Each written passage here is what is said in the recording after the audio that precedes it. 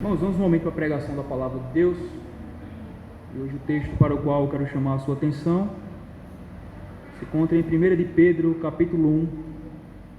Tenho a intenção de iniciar hoje uma série de sermões na segunda carta do apóstolo Pedro. Então provavelmente nós iremos fazer a exposição de toda a carta. Hoje iniciaremos ela, uma carta curta com apenas 3 capítulos, e fala de alguns assuntos bem pertinentes. Nós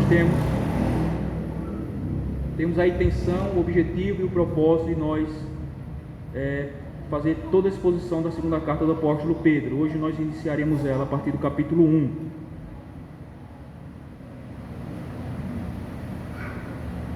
Segunda carta do apóstolo Pedro, capítulo 1, iremos ler do verso 1 a 11.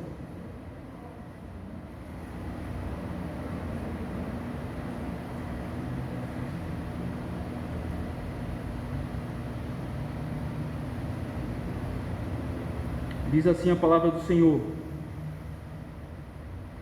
Simão Pedro, servo e apóstolo de Jesus Cristo, aos que conosco obtiveram fé igualmente preciosa na justiça do nosso Deus e Salvador Jesus Cristo, graça e paz vos sejam multiplicadas no pleno conhecimento de Deus e de Jesus nosso Senhor, visto como pelo seu divino poder nos têm sido doadas todas as coisas que conduzem à vida e à piedade, pelo conhecimento completo daquele que nos chamou para a sua própria glória e virtude, pelas quais nos têm sido doadas as suas preciosas e muito grandes promessas, para que por elas vos torneis coparticipantes da natureza divina, livrando-vos da corrupção das paixões que há no mundo. Por isso mesmo, vós, reunindo toda a vossa diligência, associai com a vossa fé a virtude, com a virtude o conhecimento, com o conhecimento o domínio próprio, com o domínio próprio a perseverança, com a perseverança a piedade, com a piedade a fraternidade, com a fraternidade o amor. Porque estas coisas, existindo em vós e em vós aumentando, fazem com que não sejais nem nativos nem infrutuosos no pleno conhecimento do nosso Senhor Jesus Cristo. Pois aquele a quem estas coisas não estão presentes é cego, vendo só o que está perto, esquecido da purificação dos seus pecados de outrora. Por isso, irmãos, procurai com diligência cada vez maior confirmar a vossa vocação e eleição, porquanto, procedendo assim, não tropeçareis em tempo algum, pois desta maneira é que vos será amplamente suprida a entrada no reino eterno de nosso Senhor e Salvador Jesus Cristo. Amém. Irmãos, título do nosso sermão, eu irei dar o título e irei dar um pano de fundo aqui da carta para que a gente possa entender bem o contexto e então entrar para a nossa mensagem. Mas o título do nosso sermão é Piedade, o outro lado da moeda da salvação. Vou repetir: piedade, ou poderia ser virtudes, o outro lado da moeda da salvação. Deixa eu dar a vocês algumas informações gerais sobre a carta de Pedro. Irmãos, a segunda carta do apóstolo Pedro, evidentemente, foi escrita por Pedro, o apóstolo do Senhor, entre o ano 64 a 67, não tem uma data assim específica, mas vai do ano 64 a 67 do primeiro século, quando provavelmente ele estava em Roma, pouco antes de ser martirizado, o que ocorreu, o seu martírio, por volta do ano 67 a 68, debaixo do governo do imperador Nero. Então, entre 64 a 67 é o período em que provavelmente Pedro escreve essa carta. Ele está em Roma, preso, já no finalzinho da sua vida, prestes a ser morto, debaixo do imperador Nero, do Império Romano, estava sendo governado pelo imperador Nero, em que o seu martírio ocorreu ali por volta do ano 68, 67, 68 do primeiro século. Ele foi morto, segundo a tradição, crucificado de cabeça para baixo em Roma. Não se sabe ao certo para quem essa carta foi escrita. A probabilidade é que Pedro escreve essa carta para cristãos localizados na região da Ásia Menor, provavelmente o mesmo grupo de cristãos para os quais a sua primeira carta foi destinada. A gente pode ter uma ideia aí do capítulo 3 de Pedro, veja aí, segunda carta de Pedro no capítulo 3, veja o versículo 1. Amados, esta é agora a segunda epístola que vos escrevo. Em ambos procuro despertar com lembrança a vossa mente esclarecida. Então, se essa é a segunda carta, provavelmente foi endereçada para o mesmo grupo de cristãos que a primeira carta foi. A primeira carta foi escrita exatamente para os cristãos que estavam ali na região da Ásia Menor. Então, se essa é a segunda carta, provavelmente escrita para o mesmo grupo de cristãos. Irmãos, Pedro está prestes a ser martirizado em Roma, sob o poder de Nero. E como um pai ou mestre prestes a morrer, ele escreve essa carta como uma espécie de testamento, deixando as suas últimas instruções para o povo de Deus, que estava debaixo de perigos por parte de falsos mestres. A primeira carta foi escrita por causa de preocupações externas, perseguição sobre o povo de Deus. A segunda carta foi escrita por causa de problemas internos, perigos internos, que no caso aqui são os falsos mestres. Tanto é que no capítulo 2 dessa mesma carta ele vai tratar exatamente a respeito dos falsos mestres. A preocupação de Pedro era com o surgimento de falsos ensinos que ameaçavam a igreja da Ásia Menor. Ao que tudo indica, esses falsos ensinos estão relacionados a mestres signatários das ideias da filosofia grega, que posteriormente vieram a ser chamados de gnósticos. Então, novamente, esse mesmo grupo, não é? O mesmo contexto histórico por trás da primeira carta do apóstolo João, também é o mesmo problema aqui da segunda carta do apóstolo Pedro. Falsos mestres que são signatários daquilo que vinha a ser chamado posteriormente por gnosticismo. Ele ganha mais força ali no segundo século, mas aqui é praticamente o início desse movimento. Dentre as várias heresias ensinadas por esse grupo, os quais professavam ser cristãos, eles negavam a futura vinda de Cristo. É a razão porque Pedro escreve aí o capítulo 3, fala a respeito da vinda de Jesus. Eles negavam a futura vinda de Cristo. E muitos deles acreditavam que os pecados feitos no corpo não teria problema nenhum para o relacionamento com Deus. Ou seja, é aquela velha ideia, né? Ou aquela velha filosofia influenciada pela filosofia grego-romana da época. Aquela ideia de que aquilo que é matéria é má, e aquilo que é imaterial ou espírito é bom. Então eles eram signatários desse mesmo segmento, e que para eles, tudo que era feito no corpo ou na vida material não tinha a mínima influência ou importância no que diz respeito ao seu relacionamento com Deus. Então, normalmente, via de regra, todos aqueles que seguiam esse ensino, eles eram pessoas imorais. Pessoas imorais. Se nada que eu faço no corpo influencia ou altera o meu relacionamento com Deus, então vamos fazer o que bem entender, né? Então, normalmente esses falsos mestres, esses gnósticos, que ensinavam, eles também viviam de acordo com essa maneira. Eles faziam tudo que davam na telha, tudo que satisfazia suas carnes, e isso era um perigo que estava adentrando a igreja, né? Essas ideias, esses ensinos, essas falsas doutrinas, e Pedro escreve exatamente contra eles, porque é nisso que eles criam e desta forma que eles viviam. Nada do que era feito no corpo, segundo eles, tinha problema no seu relacionamento com Deus. E aí Pedro fala para protestar contra esse falso ensino. Por essa razão, muitos dos que acreditavam nisso viviam vidas imorais. Preocupado com esses perigosos ensinos e procedimentos, Pedro então escreve essa carta com o propósito de desmascarar, frustrar e derrotar a prevalência dos falsos mestres na igreja, bem como também motivar os cristãos a continuarem a confirmar cada vez mais a sua vocação e eleição através do crescimento e desenvolvimento das virtudes cristãs e do conhecimento na graça e do crescimento na graça e do conhecimento do nosso Senhor e Salvador Jesus Cristo, o qual nós, cristãos, devemos aguardar vigilantemente, porque certamente Ele voltará. Tendo esclarecido aí esse pano de fundo, histórico, contextual da nossa carta. Então agora podemos adentrar para a exposição do nosso texto. Capítulo 1, versículo do 1 ao 11. Como eu disse, o título do sermão: Piedade, o outro lado da moeda da salvação.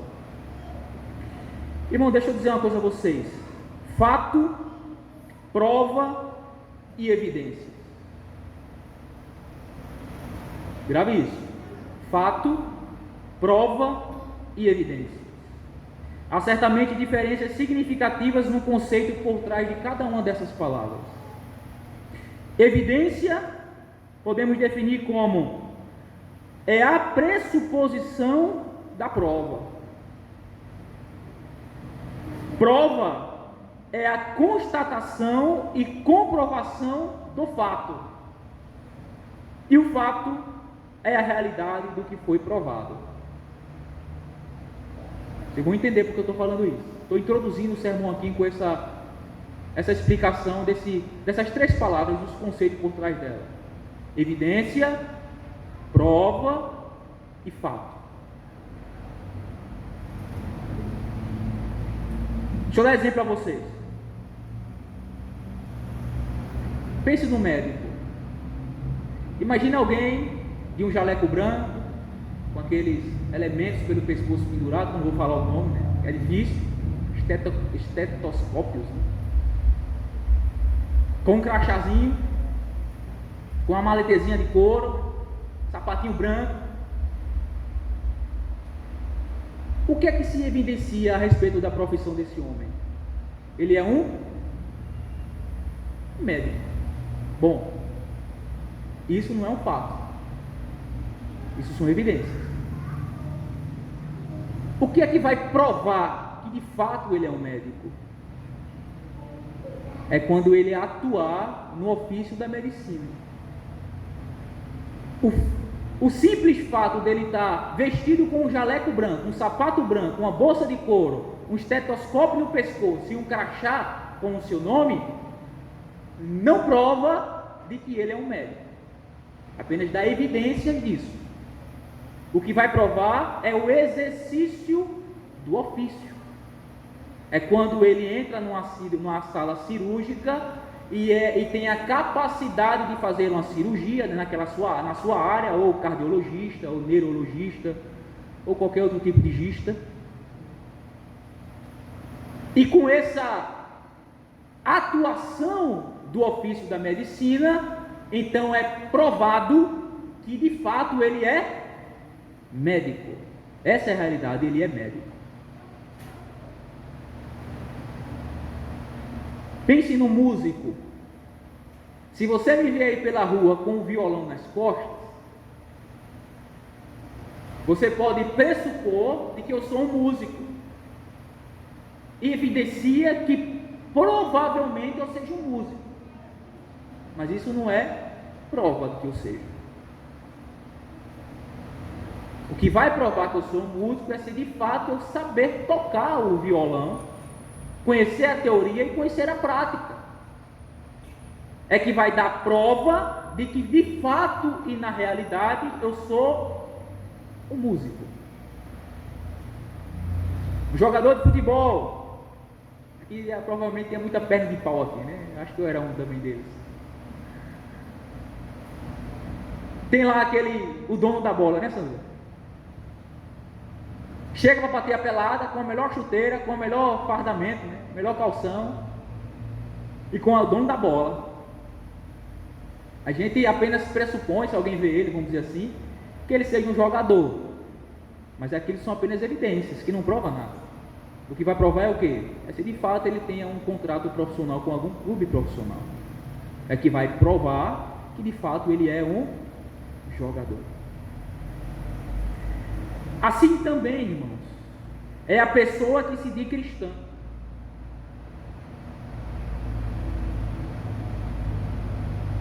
Deve haver evidências e provas suficientes na vida daqueles que professam ser cristãos, que de fato comprovem a veracidade de tal afirmação.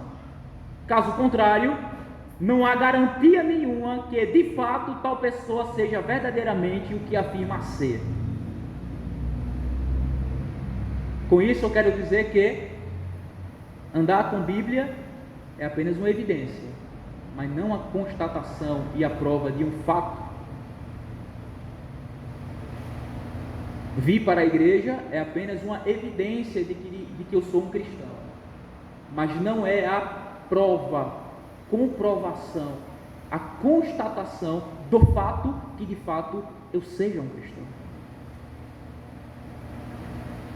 Portanto, irmãos, podemos afirmar, à luz do texto que nós lemos, que é necessário a existência e o desenvolvimento da piedade como evidência e prova de salvação. Vou repetir isso aqui. É necessário a existência e o desenvolvimento da piedade como evidência e prova de salvação.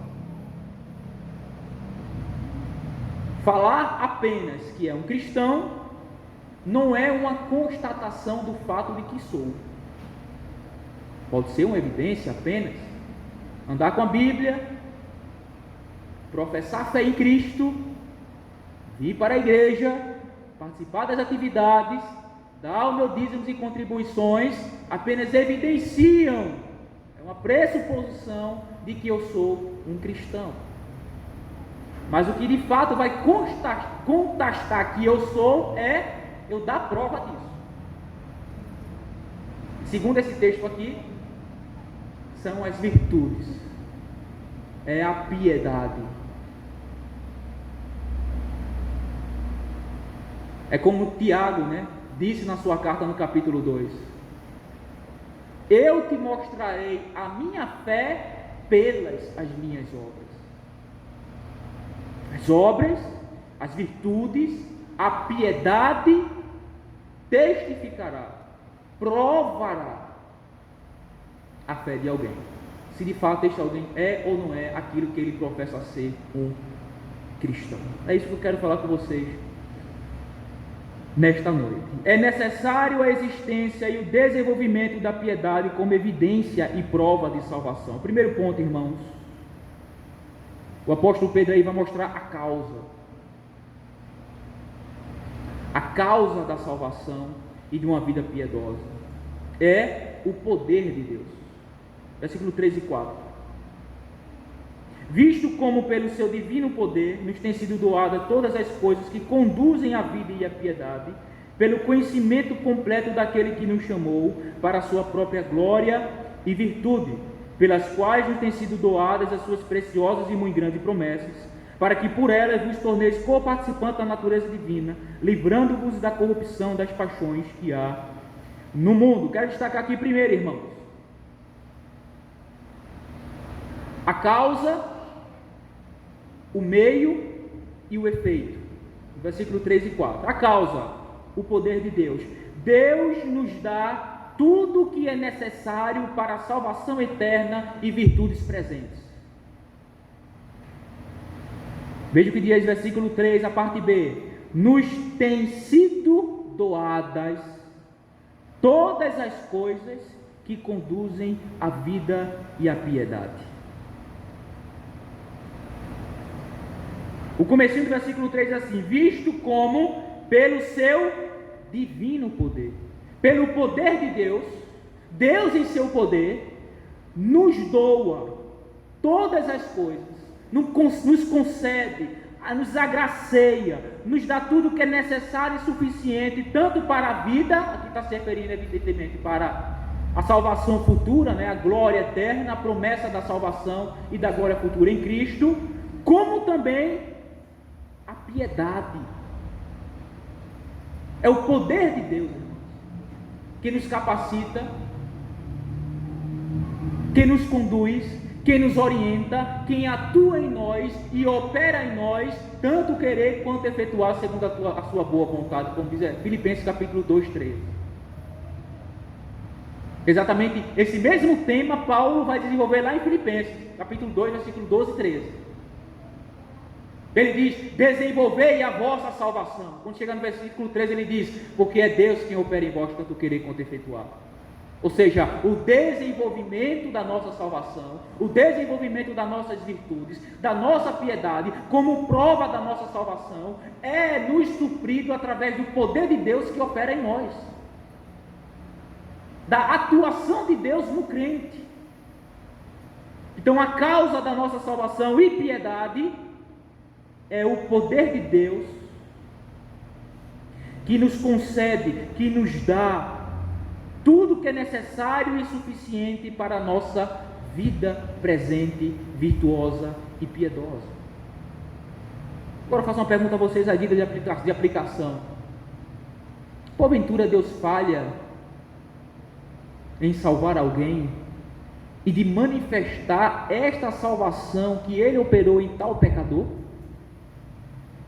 Eu creio que não. Deus não falha em salvar. De maneira que quando Ele salva, pelo mesmo poder que salvou, Ele também manifesta na vida deste salvo as virtudes, a piedade, os frutos, as obras que dão prova que de fato ele é alguém salvo, que de fato Deus operou salvação nele. Portanto, eu não creio e nem acredito que Deus falhe na manifestação e na administração do seu poder, capacitando e suprindo necessidades na vida daquele que verdadeiramente foi salvo por ele, para que estes manifestem em sua vida as virtudes que dão prova que de fato ele é alguém salvo. Então a causa é o poder de Deus. Deus nos dá tudo o que é necessário para a salvação eterna e as virtudes presentes. A segunda coisa, irmãos,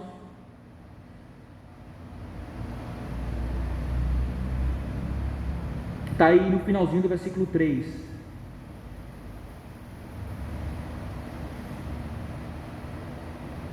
Visto como pelo seu divino poder nos têm sido doadas todas as coisas que conduzem à vida e à piedade, esse é o primeiro ponto que a gente viu. Agora o meio, pelo conhecimento completo daquele que nos chamou para a sua própria glória e virtude. Irmãos, a vida e a piedade vêm do pleno conhecimento de Deus através de Cristo. Quando ele diz aí, que Deus nos doa todas as coisas que conduzem à vida e à piedade, essa palavrinha aí, pelo, ou através de, por meio de que Deus nos dá isso? Por meio do conhecimento completo, total, perfeito, daquele que nos chamou para a sua própria virtude. Quem nos chamou? Cristo, Deus através de Cristo. Como conhecemos a Deus? Através de Jesus Cristo, o seu único Filho unigênito, que é a exata expressão do seu ser. Disse Jesus: quem vê a mim, vê o meu Pai. Quem crê em mim, crê naquele que me enviou. Aquele que tem um filho, tem o Pai, porém aquele que não tem um filho, não tem o Pai, não verá a vida. O meio através do qual nós somos conduzidos à salvação e à vida piedosa, as virtudes presentes na nossa vida, é pelo conhecimento de Deus através de Jesus Cristo. Com isso aqui nós aprendemos o seguinte: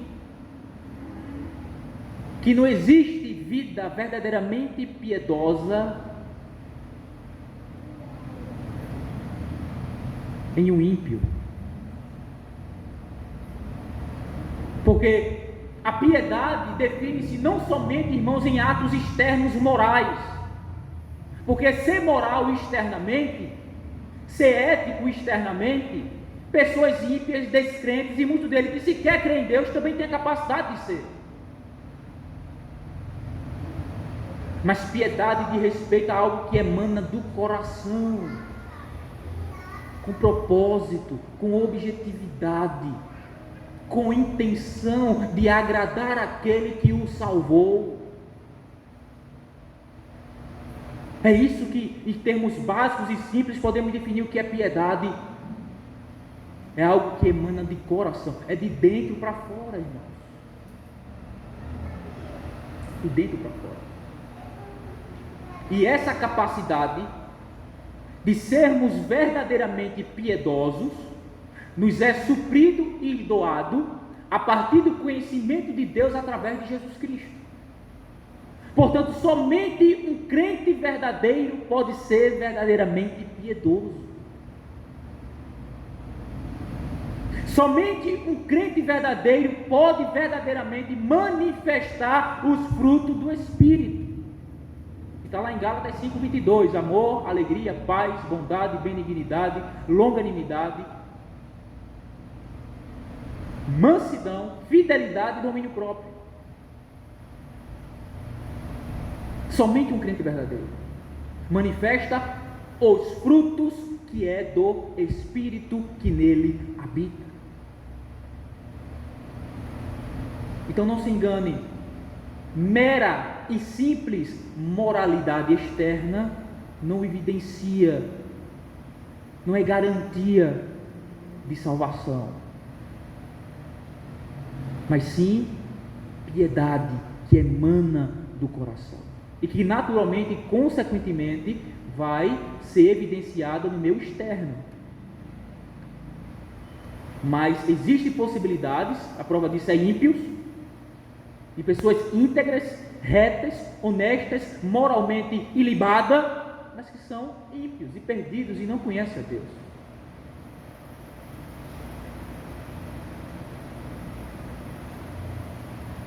Portanto, o conhecimento, a vida e a piedade vêm do pleno conhecimento de Deus através de Cristo. Através de Cristo.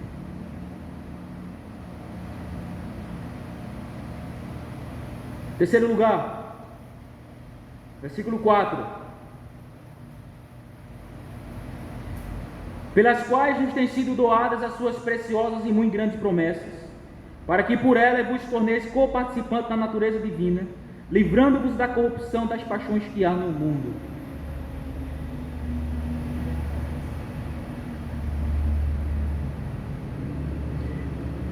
O conhecimento de Deus através de Cristo, nos faz herdeiro da glória futura, enquanto somos livres da corrupção presente.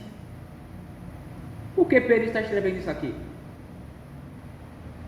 Por duas razões, e é aquelas que eu informei a vocês, quando eu estava dando a vocês informações a respeito do contexto da carta. Por conta desse movimento chamado os gnósticos, mestres que se diziam cristãos, crer em Cristo, se diziam salvos, povo de Deus, mas que, primeiro, negava a futura vinda de Cristo e, consequentemente, a ressurreição dos mortos, bem como também negava a necessidade da piedade, das virtudes presentes, como evidência e prova de salvação. Então, Pedro está falando aqui nesse versículo 4 exatamente isso. Que o conhecimento de Deus através de Cristo, ou seja, a nossa salvação, a nossa união, a nossa comunhão com Deus, o nosso conhecimento de Deus através de Cristo, nos faz herdeiro da glória futura, ou seja, existe uma promessa para o futuro, novos céus e nova terra onde habita a justiça, em que nós iremos ressuscitar dentre os mortos, ao contrário do que pensavam os nossos mestres. Mas também, enquanto vivemos aqui, somos livres da corrupção presente que há no mundo, das paixões da carne, do mundanismo, ao contrário daquilo que os falsos mestres estavam afirmando, ensinando e vivendo, de que tudo que eles faziam na carne não tinha a mínima influência e interferência no seu relacionamento e conhecimento de Deus. Então Pedro está aqui completamente protestando contra uma vida imoral, irmãos. A nossa união, a nossa salvação, a nossa união e comunhão com Deus através de Cristo vai nos conduzir a uma vida piedosa pelo poder de Deus, e não a uma vida imoral, não uma vida ímpia, não uma vida degenerada, degradante, com mau testemunho, mas vai nos conduzir a viver uma vida piedosa, uma vida virtuosa, porque é isto que o poder de Deus faz naquele que Ele salvou, conduz à piedade, como diz o versículo 3. Supre todas as coisas que é suficiente e necessária para que este salvo seja conduzido à vida piedosa e à manifestação das virtudes como evidência e prova do fato daquilo que de fato ele é, um cristão em Cristo Jesus.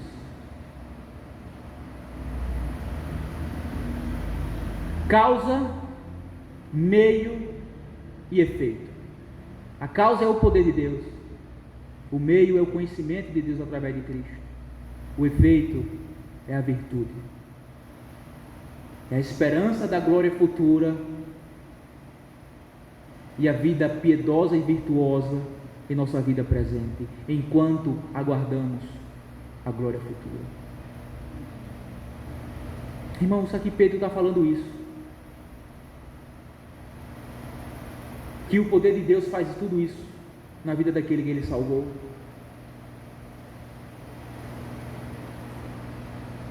Não nos faz negar a vida eterna, bem como também não nos faz viver a uma vida ímpia. Ao contrário, alimenta a nossa esperança da glória futura segundo as suas promessas, e em virtude dessa esperança, dessa promessa, aguardamos ansiosa e piedosamente o cumprimento desta promessa enquanto vivemos neste mundo, em que pelo poder de Deus somos livres e guardados do mundo e das paixões da carne. Evidentemente, Pedro não está falando de uma vida perfeita, mas de uma vida em progresso, em piedade e em santidade. Esse foi o nosso primeiro ponto, irmão. Deixa eu avançar porque a hora já vai avançada. Então, nosso primeiro ponto foi: o poder de Deus é a causa da salvação e de uma vida piedosa. Deus nos dá tudo o que é necessário para a salvação eterna e virtudes presentes. A vida e a piedade vêm do pleno conhecimento de Deus através de Cristo. O conhecimento de Deus através de Cristo nos faz herdeiros da glória futura, enquanto somos livres da corrupção presente. Com isso, queremos provar aos irmãos a necessidade da existência e de desenvolvimento da piedade como evidência e prova de salvação. Portanto, segundo ponto, irmãos, a nova natureza em Cristo é a causa motivadora para o cultivo da piedade. Versículos 5 a 9. Por isso mesmo, e com esse por isso mesmo ele está aqui introduzindo ou fazendo uma ligação com aquilo que ele falou no versículo 4, né? A coparticipação que um salvo tem na natureza divina. E com essa coparticipação na natureza divina, como está aí no versículo 4, ele não está falando que um crente se torna parte de Deus, como era uma crença e uma ideia comum no primeiro século, de que a gente passava a ser parte da divindade, mas isso está longe da verdade. O que Pedro está se referindo aqui no versículo 4, e que agora ele em razão disso introduz aí o versículo 5, é a respeito da nossa nova natureza em Cristo, da nossa nova natureza, do nosso novo nascimento, da nova criatura que somos em Cristo. 2 Coríntios 5,17, pois aquele que está em Cristo, nova criatura é, as coisas velhas passaram e eis que tudo se fez novo. É isso que Pedro tem aqui em mente, a nova natureza em Cristo que recebemos quando cremos nele.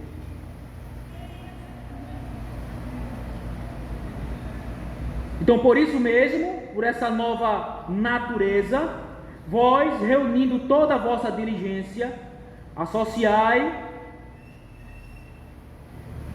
a vossa fé à virtude, com a virtude o conhecimento, com o conhecimento o domínio próprio, com o domínio próprio a perseverança, com a perseverança a piedade, com a piedade a fraternidade, com a fraternidade o amor. Do 5 ao 7, Pedro está dizendo que o cristão deve empenhar-se em dar seu melhor, em seu crescimento no caráter cristão para uma vida piedosa. É isso que ele fala aí no versículo 5, logo no comecinho. Por isso mesmo, ou seja, em razão da nossa nova natureza em Cristo, vocês, reunindo toda a vossa diligência,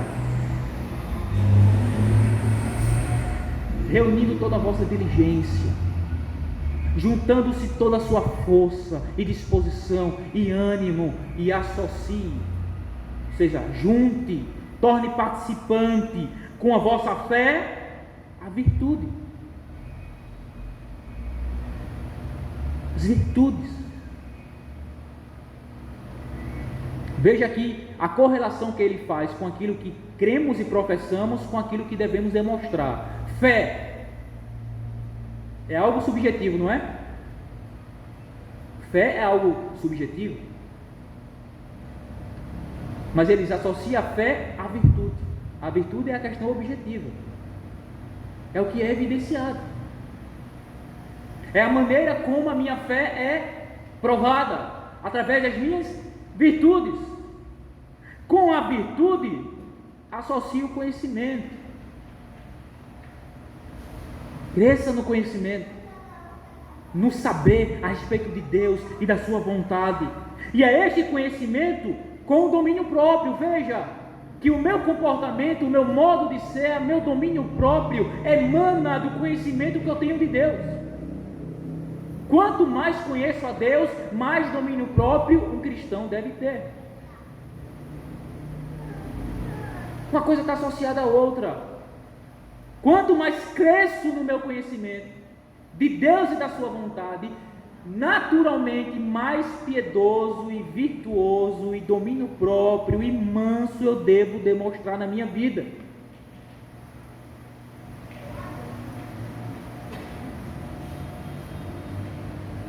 E quanto mais domínio próprio eu tenho, o que é que vai acontecer? A perseverança,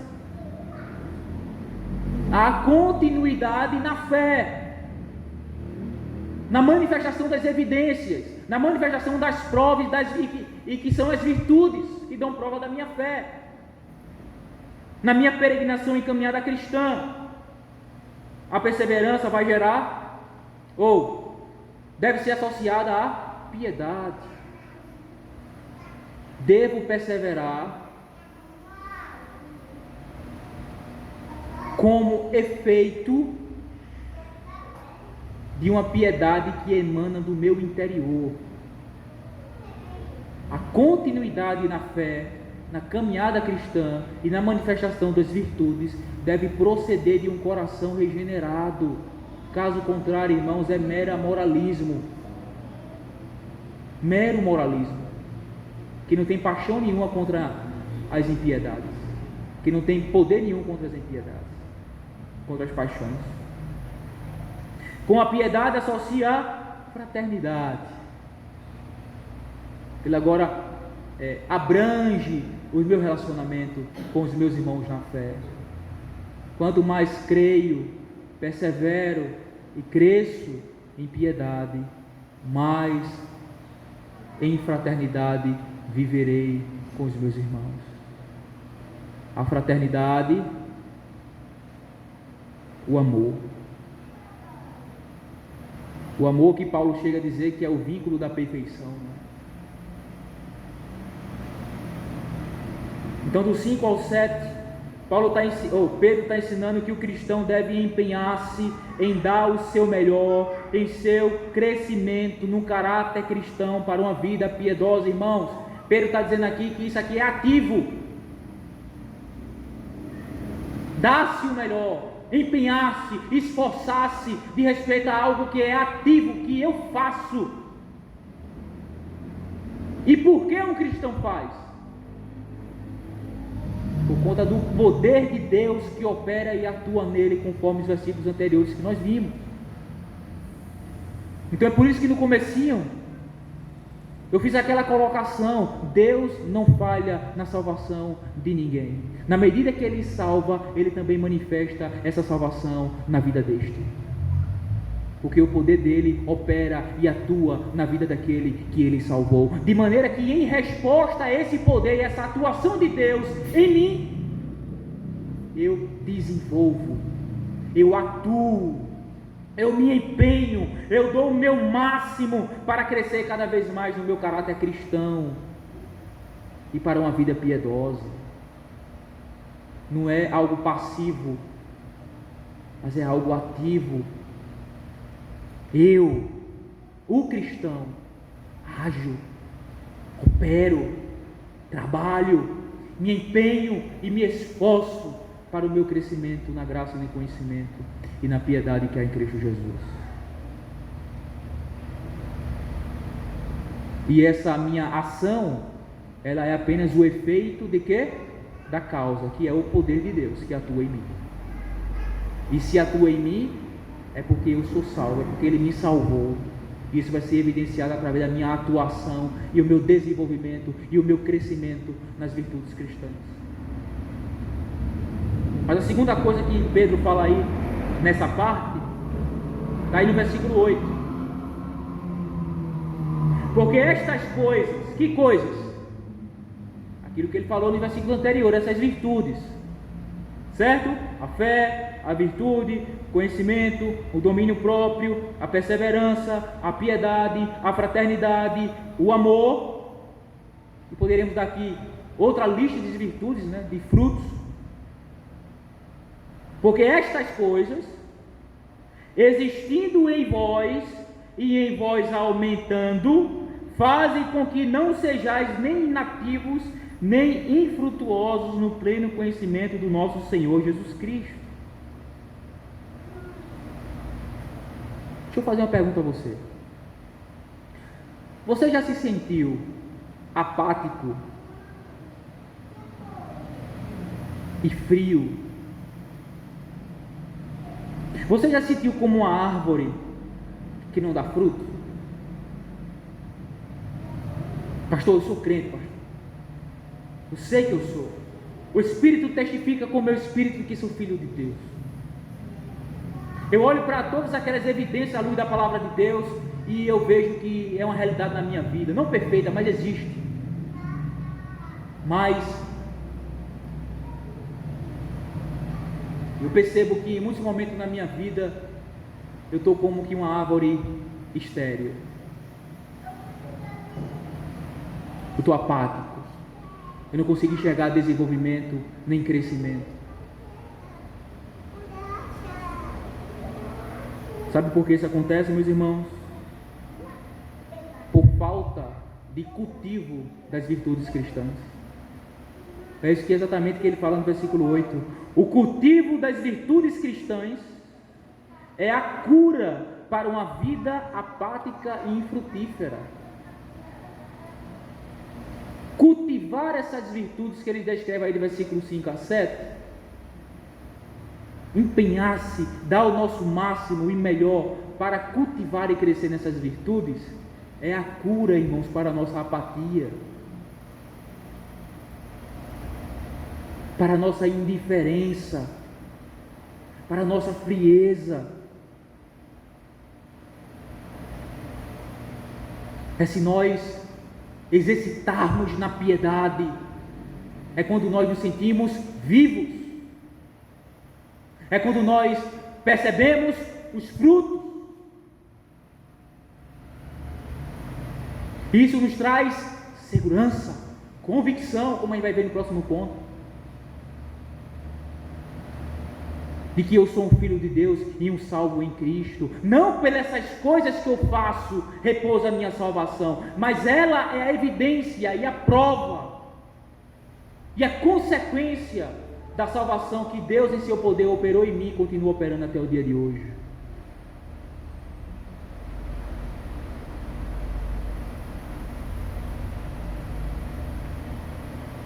Quer sair dessa apatia, dessa frieza e dessa vida infrutífera, estagnada? Exercita-te na piedade. Quais? Muitas. Os meios de graça. Ore, busque a Deus, leia e medite na sua palavra diariamente, cresça no seu conhecimento de Deus, aproveite as oportunidades para gozar da comunhão dos santos, sirva a igreja, sirva os seus irmãos, seja ativo em obedecer e em fazer a vontade de Deus, e você deixará de ser apático, indiferente, frio, estagnado, pois o cultivo das virtudes cristãs é a cura para uma vida apática e infrutífera, como diz o versículo 8. Nós não ficaremos inativos, nem infrutuosos no pleno conhecimento do nosso Senhor Jesus Cristo. Antes, frutificaremos na piedade, no conhecimento de Deus e da sua vontade, e consequentemente iremos crescer nas virtudes. À medida que eu cresço no conhecimento de Deus, também cresço nas virtudes e na piedade. No versículo 9, Pedro vai falar algo aí muito sério. Pois aquele a quem estas coisas, que coisas? Essas virtudes que ele fala do versículo 5 a 7, não estão presentes, é cego. Pois naquele nos quais a quem estas coisas não estão presentes é cego, vendo só o que está perto, esquecido da purificação dos seus pecados de outrora. Praticamente Pedro está falando aqui numa linguagem de apostasia. É alguém que por um momento creu, né? Como nós vimos na leitura de hoje pela manhã de Lucas 8, a parábola do semeador, aquela que caiu entre os pedregais, creu por um momento de tempo e depois abandonou, negou, por conta das dificuldades, por conta da palavra. Ou então aquela que caiu entre os espinhos, por conta dos prazeres do mundo, sufocou a semente e se ficou infrutífera. Pedro está dizendo aqui nesse verso 9, irmãos, que a ausência ou a falta das virtudes cristãs é o indicativo de uma falsa fé. Isso aqui é muito sério. A falta das virtudes cristãs, essas que ele lista aqui no versículo 5 a 7, bem como também muitas outras que a gente vê outro texto da palavra de Deus, a falta delas é um indicativo de uma falsa fé. De uma falsa fé. Pois ele diz: naquele em quem não há estas coisas, ele é cego. Ele como que esqueceu da purificação dos seus pecados de outrora, ou seja, uma linguagem de apostasia, de alguém que abandonou, de alguém que está dando evidências e prova a partir da sua vida, de que é alguém que não é salvo, porque não manifesta e não permanece a manifestar tais virtudes que dá prova da sua salvação.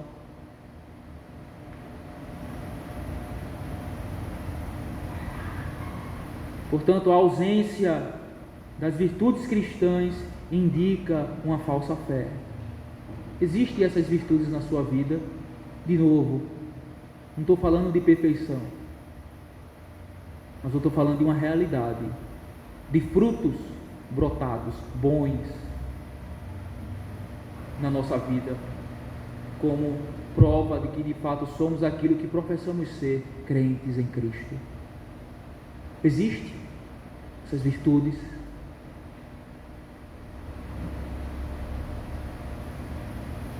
Na sua vida? Se não existe, isso é um forte indicativo de que você tem uma fé falsa, de que a sua profissão de fé não vale de nada, bem como também o seu batismo e o seu nome no rol de membro da igreja, não vale de nada.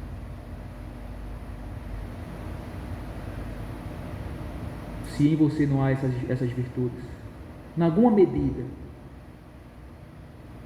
não de forma perfeita, mas em alguma medida existe, e que você vem ao longo do tempo crescendo, cultivando, amadurecendo. Às vezes a gente dá uma caída, depois a gente dá uma levantada, mas existe, e você está perseverando nisso, crescendo nisso.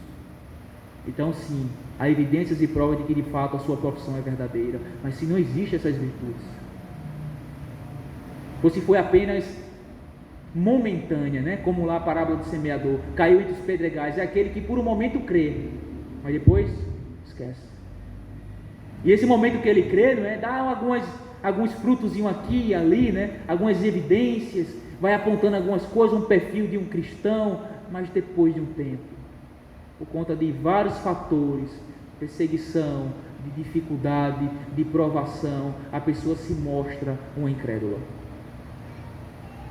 Não frutifica mais. Estagna e para e se torna uma árvore estéril. Isso é um indicativo de uma falsa fé. Porque a verdadeira é a semente que caiu em boa terra. Ela produz a 100, a 60 e a 30 por um. Veja, existe um nível ou um grau de produtividade, não é? Mas o fato é que todos produzem, uns poucos, outros mais ou menos, outros muito. Mas o fato é que existem os frutos, que evidencia e que dá prova de uma fé verdadeira. Portanto, o nosso segundo ponto foi que a nova natureza em Cristo é a causa motivadora para o cultivo da piedade.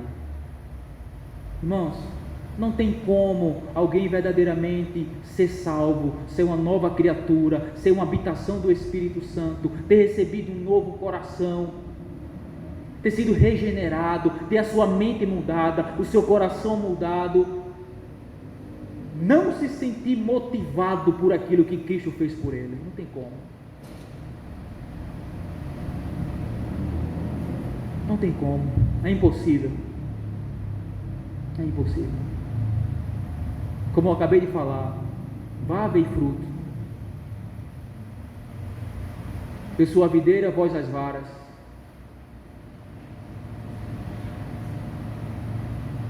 Se vocês estiverem em mim e minhas palavras estiverem em vós, vocês darão fruto. João 15, verso 5. Jesus não fala de uma possibilidade. Talvez vocês darão. Ele diz, não, se vocês estiverem em mim e eu em vocês, vocês darão fruto. Darão, é certo. É certo. Não uma possibilidade. E é exatamente essa nova natureza que recebemos de Cristo quando somos salvos, que é a causa motivadora para o cultivo da piedade, das virtudes cristãs e do crescimento dela. Terceiro e último ponto, irmãos, está em versículo 10 e 11. Por isso, irmãos, por isso o quê? O que é que ele está falando aqui com esse por isso? Portanto, né? Esse por isso aqui tem em algumas traduções, ela está portanto, como sendo uma conclusão. Pedro está concluindo aqui. Então é como ele está dizendo assim: portanto concluo, em razão do fato de que vocês são uma nova criatura em Cristo. Procurai com diligência cada vez maior confirmar a vossa vocação e eleição, porquanto procedendo assim não tropeçareis em tempo algum, pois desta maneira é que vos será amplamente suprida a entrada no reino eterno de nosso Senhor e Salvador Jesus Cristo. Divido também em 3 partes desse ponto. O diligente cultivo das virtudes é o indicativo da salvação. O diligente, o empenhado cultivo das virtudes ou da piedade é o indicativo da salvação. Em primeiro lugar, a salvação deve ser evidenciada pela manifestação da piedade, irmãos. Versículo 10, não é? Por isso, irmãos, procurai com diligência cada vez maior confirmar a vossa vocação e eleição, porquanto procedendo assim não tropeçareis em tempo algum. Em virtudes da nova natureza que vocês têm em Cristo Jesus, procurem, diligenciem, cresçam, deem prova diligentemente, cada vez maior. Aponta e fala de um progresso, de um crescimento. Assim, olha, como uma ladeira subindo. progresso, crescimento, cada vez maior. Procurem diligentemente o quê? Confirmar, dar prova, manifestar as virtudes que comprovam, que constatam a salvação e a eleição de vocês. Por isso que a salvação, irmãos, na nossa vida deve ser evidenciada, comprovada pela manifestação da piedade em nossa vida, do crescimento na piedade, do crescimento nas virtudes e no fruto do Espírito. Em segundo lugar, o cultivo diligente das virtudes gera convicções e firmeza na caminhada cristã. A parte B do versículo 10. Por isso, irmãos, procurai com diligência cada vez maior confirmar a vossa vocação e eleição. Agora a última parte. Porquanto, procedendo assim como ele acabou de dizer no começo do versículo 10, confirmar diligentemente a nossa vocação e eleição. Procedendo assim, não tropeçarei em tempo algum. Não tropeçarei em tempo algum. O cultivo diligente, objetivo, ativo, zeloso no nosso crescimento da piedade ou das virtudes vai gerar em nós o quê? Convicções, firmeza na caminhada cristã, convicção, certeza, firmeza. Como eu falei num ponto anterior, né? O que gera, o que causa em nós dúvidas, incertezas e insegurança é a apatia e a vida infrutuosa que decorre de uma falta de progresso na piedade, uma falta de exercício na piedade. Mas o cultivo da piedade, o cultivo das virtudes e o crescimento exponencial nessas virtudes que evidenciam e que dão prova da nossa salvação, vai nos gerar o quê? Convicções, certeza, firmeza na nossa caminhada. De maneira que venham as chuvas, caiam as chuvas, sopram os ventos, correm os rios e batem na nossa casa e ela permanece firme. Porque não somos apenas ouvintes da palavra, mas praticantes dela, a qual nos gera convicção e firmeza na nossa caminhada. Por fim, o cultivo diligente das virtudes confirmará e consolidará a glória eterna em Cristo. Versículo 11, para nós terminarmos. Pois desta maneira é que vos será amplamente suprida a entrada no reino eterno do nosso Senhor e Salvador Jesus Cristo. Dessa maneira, o que ele quer falar? Que ele quer falar no versículo antes. A procura diligente de cada vez maior confirmar a nossa vocação e eleição no cultivo das virtudes, da piedade. Desta maneira, a qual, esse cultivo vai nos trazer convicção e firmeza. Desta maneira, será amplamente suprida a nossa entrada no reino de glória. Veja, ele não está dizendo de que eu irei entrar no reino de glória por conta dessas coisas que eu faço, mas porque ela confirma a minha salvação. Ela consolida a promessa e a esperança de glória eterna que eu herdei em Cristo Jesus. Concluo.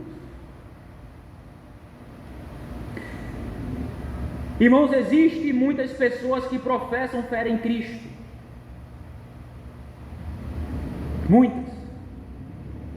Mas essa profissão de fé não tem valor nenhum se não for confirmada pela vida piedosa,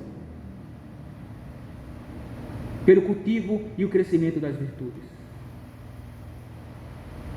Porque o Deus que em seu poder justificou o pecador, também dá ao pecador justificado tudo o que é necessário para que este frutifique em toda boa obra. Aquele que justificou pelo seu poder e graça, também dá a este pecador que ele justificou pelo seu poder e graça, tudo o que é necessário para que este frutifique em toda boa obra. A nova natureza que em Cristo o crente recebe é o motor motivador que estimula e conduz o crente a cultivar e crescer na piedade. E esse cultivo e desenvolvimento ativo e diligente na prática da piedade indica e consolida a sua salvação. Portanto, irmãos, chegamos à nossa conclusão. É necessário a existência e o desenvolvimento da piedade para que de fato alguém possa dar testemunho e evidência de sua salvação.